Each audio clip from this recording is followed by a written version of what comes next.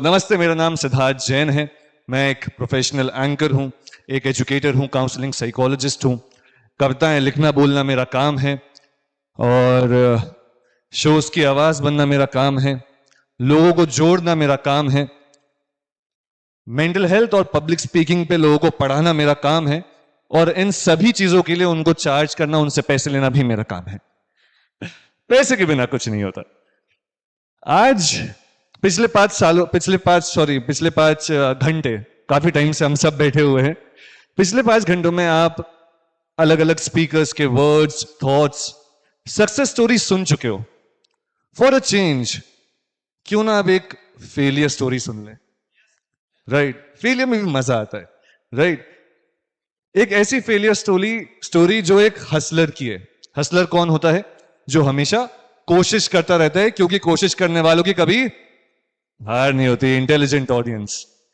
और आज मैं आपको मेरा वर्क प्रोफाइल, मेरे अचीवमेंट्स, मेरे अवार्ड्स नहीं बताने वाला, क्योंकि मैं आज यहां पे खड़ा हूं आपको रूबरू करवाने के लिए, ऑफ कोर्स खुद से।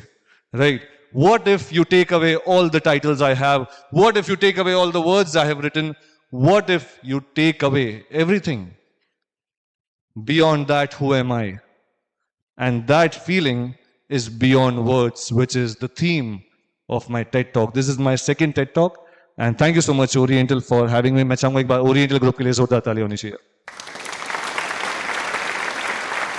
So beyond all these titles, who am I? इस कहानी में आगे बढ़ने के लिए हमें वक्त में थोड़ा पीछे जाना पड़ेगा। वक्त में पीछे जाते हैं मेरे बचपन में। मेरा बचपन भोपाल के ओल्ड भोपाल, ओल्ड सिटी जिसको हम चौक बुलाते हैं, चौक में बीता। जो पुराने भोपाल के लोग हैं वो जानते हैं कि पुराने भोपाल को पुराना भोपाल या ओल्ड भोपाल नहीं, चौक कहा जाता है। चौक की छोटी छोटी गलियों में मेरा बचपन बीता। और जो लोग यहाँ पे भोपाल से नहीं है, मैं उनको बता दूं, भोपाल वो शहर है जहां पे प्यार मोहब्बत को चाय की प्याली में घोल के पिलाया जाता है। भोपाल वो शहर है जहां की गलियारों में, पटियों में आपको शेरो शायरी या कविताएं सांस लेती हुई मिलेंगी। भोपाल सादगी का शहर है, दिल वालों का शहर है, दिलदार लोगों का शहर है। भोपाल के लोग दिल लगाना जानते हैं। तो ऐसे ही भोपाल के छोटी सी गली में बचपन बीता। मेरे पिताजी एक बिजनेसमैन थे और हर पिता की तरह हार्डवर्किंग है, और मेरी माँ हर माँ की तरह एक ब्लेसिंग है, और मेरी 2 बड़ी बहनें वो भी ब्लेसिंग है। ये लाइन उन्हीं ने ऐड करवाई है। और जो मेरा बचपन था, तो बचपन में मैंने एक बहुत सिली स्टूपिड किड था। अ सिली स्टूपिड किड। मैं बताता हूं क्यों। क्योंकि जब आप छोटे होते हो तो बच्चे से पूछते कि बड़ों के क्या बनना है। तो जब मुझसे पूछते कि बेटा सिद्धार्थ तुम्हें बड़ों के क्या बनना है, तो मैं बोलता था पापा बनना है। No no no, don't get it wrong, मेरा कुछ और मतलब नहीं है भाई। एक बच्चे का आशय होता था कि पापा जैसा बनना है। एक छोटा सा लड़का और क्या चाहेगा, पापा जैसा बनना है। पर ये सिलसिला, ये जो मासूमियत और स्टुपिडिटी का सिलसिला, ये आगे भी कायम रहा। आजकल के जो 8-10 साल के बच्चे होते हैं, आप उनसे पूछोगे कि तुम्हें बड़ों के क्या बनना है या क्या तुम्हारा ख्वाब है, ड्रीम है, तो वो बोलेंगे कि मुझे एरोप्लेन उड़ाना है, मुझे डॉक्टर बनना है। तो मुझसे जब 8-10 साल में किसी ने पूछा कि अब तुम्हें बड़े होके क्या करना है, तो मैं बोलता था मुझे एक किराने की दुकान खोलनी है। मुझे एक ऐसी किराने की दुकान खोलनी है जिसमें टॉफीज भरी पड़ी हो, जिसके बाहर नटखटके और चिप्स के पैकेट लटक रहे हो, और मैं बहुत सारी टॉफीज एक साथ हाथ में उठा के घर ले जाऊं, और मेरी मम्मी मुझे जो भी लाने को बोले मैं फट से भाग के लाके उनको दे दूं। इतना सा मेरा ख्वाब था। लाइफ बढ़िया चल रही थी। तो जब आपकी जिंदगी बढ़िया चल रही होती है, जब भी कोई कहानी एकदम परफेक्ट जा रही होती है, तब उस कहानी में आता है ट्विस्ट। और मेरे लिए वो ट्विस्ट था puberty, teenage years, when puberty hits you real hard. 9th and 10th class, these 2 years were the worst years of my life. और मैं बताता हूं क्यों। हमारे स्कूल में 1:45 PM पे छुट्टी हुआ करती थी, घंटी बजती थी, उसके बाद प्रेयर होती थी, तो सारे टीचर्स अपने केबिन में चली जाया करती थी, क्लास में सिर्फ बच्चे रह जाते थे 1:45 से 2 बजे तक। अब उन 15 मिनटों में मेरे क्लास का एक ग्रुप था जिसमें लड़के लड़कियां दोनों शामिल थे। वो मेरी तरफ एक ऐसा घेरा बना लिया करते थे, और घेरा बना के कुछ नहीं करते थे, सिर्फ मेरा मजाक उड़ाते थे। लुक्स के ऊपर, टीचर ने सवाल पूछा जवाब नहीं दे पाए उसके ऊपर, पतलेपन के ऊपर, और मेरी तमाम इनसिक्योरिटीज के ऊपर मजाक उड़ाया करते थे। यह सिलसिला पहले धीरे धीरे एक दो दिन हुआ, फिर हर रोज होने लगा। और उसके बाद मेरे मन में बहुत डर बैठ गया, मैं स्कूल जाने से डरने लगा, और हालत ये हो गई थी कि मैं घर पे रोते रोते सो जाया करता था। अच्छा, एक और बात, प्यूबर्टी एक ऐसी एज भी होती है जहां पे प्यूबर्टी में आपको अकल आए ना, ईगो जरूर आ जाता है। तो इस ईगो के चलते मेरी घर वालों से भी बनना बंद हो गई थी। घर वालों से बहस होने लगी थी, लड़ाइयां होने लगी थी, मतभेद होने लगे थे, अच्छे से बात नहीं करता था, मेरी कुछ बातें वो नहीं समझ पाते थे, उनकी कुछ बातें मैं नहीं समझ पाता था। और इसका मेन कारण था, I was an average scorer. कोई एवरेज स्कोरर है यहां पे? I love you all, let me tell you, yes. तो मैं एवरेज स्कोरर था। हाँ, ताली बजा दो, यस प्लीज। हाँ, ताली बजाने के पैसे नहीं लगेंगे, बजा सकते हो। So I was an average scorer, और कुछ कुछ सब्जेक्ट में तो मैं बिलो एवरेज भी था। मैथ्स मुझसे आज तक नहीं बनती, अच्छे से फेल हुआ मैं मैथ्स में। तो एवरेज स्कोरिंग के चलते बहुत बार एक फेलियर वाला टैग आपके सामने लगा दिया जाता है, और मेरे ख्याल से सही भी है। एक मिडिल क्लास फैमिली में जब आप स्कोर नहीं करते हो स्कूल में, तो माँ बाप को लगता है ये आगे जाके क्या करेगा बच्चा, राइट? ये चीज हमेशा रहती है, पेरेंट्स को टेंशन होती है। उन्हें पता नहीं रहता उस टाइम पे कि हाँ, इतने प्रोफेशंस हो सकते हैं, आप इस तरीके से भी सक्सेसफुल हो सकते हो। उन्हें बस ये चिंता रहती है कि यार ये पास हो जाए, तो उन्हें फ्यूचर की चिंता होती है। तो इसलिए घर पे भी मेरी अनबन होने लगी, और मेरी हालत हो गई थी तारे जमीन पर वाले ईशान अवस्थी जैसी है ना? अच्छा, आप लोग सोचोगे कि तुम्हारे दोस्त नहीं थे क्या? तो इस पे मैं जवाब ये दूंगा कि आपको एक वो बच्चा याद है अपनी क्लास में जो लंच में भी अकेले बैठता था, जिससे कोई बात नहीं करता था, जिसको टीचर्स तक इंसल्ट करते थे? और ऑफ कोर्स मेरी भी इंसल्ट हुई है। टीचर्स ने मेरे मुंह पे बोला है तुम्हारा बगल वाला पास हो जाएगा, तुम नहीं हो पाओगे। ब्लैक शीप या फिर फेलियर वाला टैग। तो ये जब टीचर्स से आता है तब और दिल पे बुरा लगता है। वैलिडेशन मिल जाती है कि यार ये टीचर बोल रही तो मतलब सही में अपन कुछ तो अच्छा नहीं कर रहे, ऐसी फीलिंग हो जाती है, राइट? अब बुलिंग वाले स्क्रीन प्ले पे वापस आते हैं। तो ऐसा 1 महीने तक ये क्लासरूम का इंसिडेंट चला, और उसके बाद मैंने ये सोचा, मतलब मैंने ये किया कि I bunked my school for 1 month. मैं 1 महीने तक स्कूल नहीं गया, एंड 1 महीने के बाद आई रियलाइज्ड वन थिंग। 1 महीने तक स्कूल बंक करने के बाद I realise this one thing कि भाई भागने से तो कुछ नहीं होने वाला। The easiest way to get over something is to get through it. So I gathered all my courage, got back to the same classroom, looked them into the eyes, and I said to myself, I promised to myself that I will be working on myself.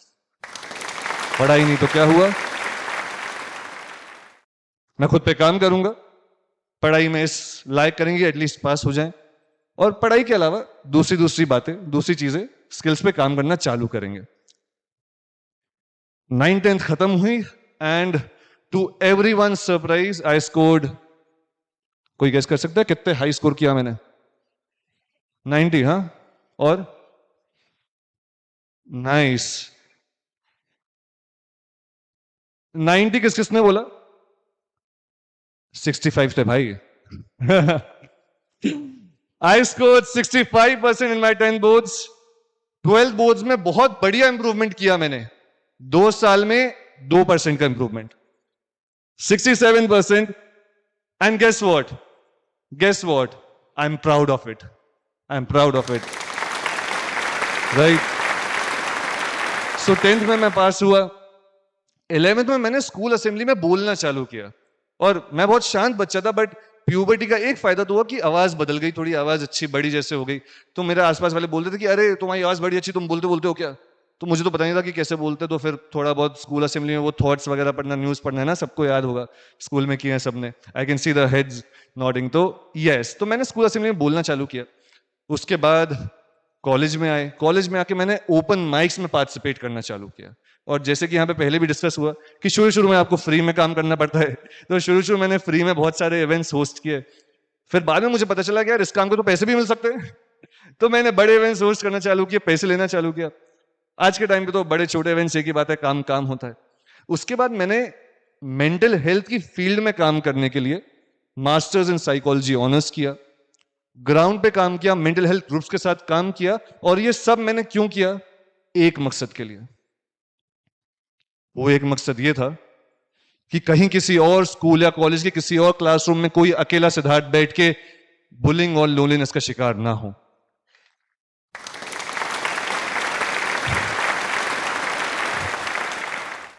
ये vision था।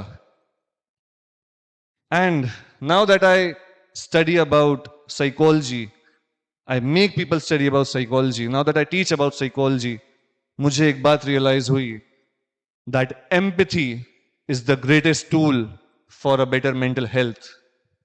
American psychological association की website पे ऐसी researches listed हैं जो ये कहती हैं कि एम्पैथी के जरिए इंसान में कोऑपरेशन और काइंडनेस डेवलप की जा सकती है। और ऐसी भी रिसर्चेस वाले लिस्टेड है जो ये भी प्रूव करती हैं कि एम्पैथी के जरिए हम एक हीलिंग सोसाइटी क्रिएट कर सकते हैं। And dear ladies and gentleman, this is my idea for humanity, this is my vision for the world, vision for my life. I want to create a healing society. Yes, a healing society. So to everyone listening to me, even on the last benches, to everyone, I don't want you to feel motivated or inspired. I don't believe in motivation. But I want you to feel empathetic towards someone who needs your help. You never know कि आपकी class में बगल में जो बैठा हो, या फिर आपके घर के पड़ोसी जो रहता हो, या कोचिंग में जो बैठा हो, या मे बी आपका परिवार में से कोई हो जिसको आपकी मदद की जरूरत है। राइट। अच्छा, एक और चीज मैं यहां पे बताना चाहूंगा। वो कहते हैं ना, चैरिटी बिगिंस एट होम। तो फिर जब मुझ में थोड़ी अकल आई 9th-10th के बाद, तब मैंने सबसे पहले अपने घर वालों से बातचीत करना चालू की कि यार ये जो इशू है ये तो रिसॉल्व कर लें। घर वालों से बातचीत, उनके साथ बैठना चालू किया। आई रियलाइज कुछ डिफरेंसेस हैं, कुछ बातें जो मैं कभी नहीं समझ पाऊंगा, जो वो कभी नहीं समझ पाएंगे, तो उस पर बहस नहीं करी। पर हाँ, एम्पैथी डेवलप करी, एक दूसरे की बात सुनी। और थैंकफुली घर वालों ने धीरे धीरे, घर वालों के साथ सब कुछ ठीक हुआ, घर वाले मेरी बात समझने लगे। और आज मैं बड़े फक्र के साथ ये कह सकता हूं कि आज मैं जो कुछ भी हूं, जो काम कर रहा हूं, जो नाम कमा रहा हूं, वो घर वालों की वजह से है। वो इसलिए है क्योंकि मेरे माँ बाप ने मुझे बाद में रोका टोका नहीं, हमेशा हरदम सपोर्ट किया। और इसलिए मैं बड़े ही गर्व के साथ कहता हूं कि मैं हरदम अपने माँ बाप के साथ रहूंगा। मैं भोपाली हूं, मैं हरदम अपने माँ बाप के साथ रहूंगा यहाँ पर। आज भी जब कोई मेरे पिताजी को मिलता है तो बोलते हैं, अरे जैन साहब, आप तो अपने बच्चे को बंबई भेजो, ये बॉम्बे के लिए बना है। और बात सही भी है भाई, मुंबई सपनों का शहर है, सबकी लाइफ बन जाती है वहां जाके। पर मैं कहता हूं कि यार मुझे ऐसा सपना देखना ही नहीं जिसमें मेरे माँ बाप मेरे बगल में ना खड़े हों। बिल्कुल नहीं। मैं हरदम उनके साथ रहूंगा। कहीं बाहर का काम होएगा तो मैं 4 दिन बाहर जाऊंगा, 2 दिन अपना इवेंट करूंगा, 2 दिन मैं उस जगह को घूमूंगा, 5वें दिन मैं भोपाल में अपने माँ बाप के साथ वापस आ जाऊंगा। और कई बार मेरी मम्मी को लोग बोलते हैं कि अरे आपका बेटा तो देखना कहीं बाहर शिफ्ट हो जाएगा, इसको कोई बड़ा ऑफर मिला तो मैं अपनी मम्मी को बोलता हूं कि अगर हम बाहर शिफ्ट हुए, कहीं बाहर जाना भी पड़ा, भगवान न करे भोपाल छोड़ के कभी भी जाना पड़े, Bhopal is the best place in the entire world, best, I mean it. पर कभी अगर करना पड़े तो मैं मम्मी को बोलता हूं हम साथ में जाएंगे, साथ में जाएंगे, वहां पे नया घर ले लेंगे, वहां पे एक नई जिंदगी बसा लेंगे, छोड़ के नहीं जाएंगे, रहेंगे तो साथ रहेंगे, अलग नहीं रहेंगे। और मैं बताऊं ये अच्छा क्यों है, ये अच्छा क्यों है? इमोशन से हटके, क्या घर में ना आपकी इज्जत नहीं होती, घर की मुर्गी दाल बराबर। तो घर वालों के साथ रहोगे ना तो बाहर का जो सक्सेस से घमंड है वो आपके सर पे चढ़ेगा नहीं, क्योंकि घर जाके आप और मैं धनिया पुदीना लाने वाले लोग ही बन जाते हैं। राइट। तो इसलिए घर वालों के साथ रहना ज्यादा जरूरी है। So dear ladies and gentleman, all the young ones here, मैं आपसे यही कहना चाहूंगा कि रिश्ते बनाओ, रिश्ते जोड़ो। एक और चीज जो मैं स्पेशली बोलना चाहूंगा, घर वालों की बात हो गई, जब से होश संभाला है दोस्त बहुत अच्छे मिले हैं। ये मेरी खुशकिस्मती रही है कि वो दोस्त ऐसे मिले हैं जो अब काफी सालों से मेरे साथ में हैं, हरदम मेरे लिए खड़े रहते हैं। और दोस्तों के अलावा ऐसे लोग जिनसे मिलने का मुझे मौका मिलता है, सबसे ज्यादा लकी मैं अपने आप को इस बात में मानता हूं कि जो लोग मुझे मिलते हैं उनसे जो प्यार मुझे मिलता है। तो जब मैं उस प्यार के बारे में सोचता हूँ, that feeling is again beyond words. एक प्रोफेशनल एंकर के पास शब्द नहीं रह जाते कि वो जो प्यार आपके आसपास के लोगों से मिल रहा है, उस प्यार को कैसे बयां करें। और तब मुझे राजेश खन्ना साहब का एक डायलॉग आता है, याद आता है कि तुम न जाने मुझको समझते हो क्या, मैं तो कुछ भी नहीं।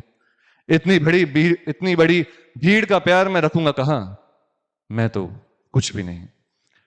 तो आप सबने इतने प्यार से मुझे सुना, मुझे नहीं समझ में आ रहा है कि आपका प्यार मैं कहां रखूंगा, कैसे रखूंगा। और जाने से पहले जैसा मैं बात कह रहा था कि रिश्ते बनाओ, रिश्ते जोड़ो। और मैं उम्मीद करता हूं कि यहां से भी अब जब जाएंगे तो आप सभी से रूबरू होंगे, आप सभी से एक रिश्ता कायम करेंगे और आप सभी से रिश्ता बना रहेगा, ताकि फ्यूचर में तुम मुझे देख के ये बोल पाओ कि इस सिली स्टूपिड किड को, इस स्टार को मैं तो पहले से जानता हूं। राइट। एंड बिफोर लिविंग मुझसे किसी ने रिक्वेस्ट की थी कि सर आप पोयम सुनाए बिना मत उतरना। तो उनकी रिक्वेस्ट रखने के लिए मैं एक कविता सुनाऊंगा, आपके लिए कविता पेश करूंगा। यहाँ पे जो पैनल बैठा हुआ है, these people are already established characters, बहुत ही बढ़िया पैनल है। और मैं खुद इन सभी को देख के मोटिवेटेड होता हूँ, इंस्पायर्ड होता हूँ कि हाँ, these people have reached a pedestal. और मैं खुद को मानता हूँ कि मैं एक हसलर हूं, जैसा मैंने शुरुआत में कहा, और मैं हमेशा हसल करता रहूंगा। तो जिस मंजिल पे आप सब पहुंच चुके हैं, जिस मंजिल पे आप पहुंचना चाहते हैं, ये कविता मैं आपको सौंप रहा हूं। आप इस कविता को रखिएगा, चाहे तो रिकॉर्ड कर सकते हैं। ये कविता आपके हवाले कर रहा हूं। इस कविता का शीर्षक है मेरी मंजिल, और आप सभी को नजर करता हूं, और मैंने लिखी है, यस। मेरी मंजिल है आकाश, कभी तो उसके परे जाना है। मेरी मंजिल है तन्हा, कभी तो उससे हाथ मिलाना है। मेरी मंजिल है खुदगर्जी, किसी का ना होके खुद का हो जाना है। मेरी मंजिल है आजादी, इन परिंदों की तरह हर जगह उड़ जाना है, हर जगह उड़ जाना है। मेरी मंजिल है एक कहानी, ये दास्तां सभी को सुना जाना है। मेरी मंजिल हूं मैं, मुझे बस खुद से आगे बढ़ते जाना है, आगे बढ़ते जाना है, आगे बढ़ते जाना है। Thank you so much everyone. This was the voice of your show, Siddharth Jain. Thank you, thank you so much everyone.